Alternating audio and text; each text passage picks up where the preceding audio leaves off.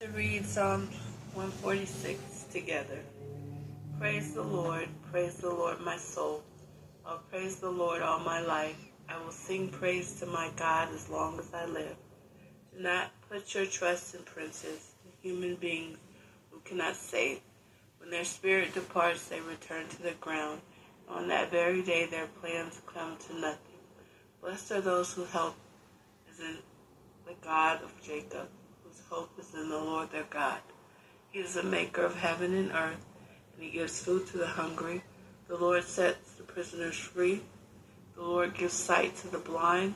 The Lord lifts those who are bowed down. The Lord loves the righteous.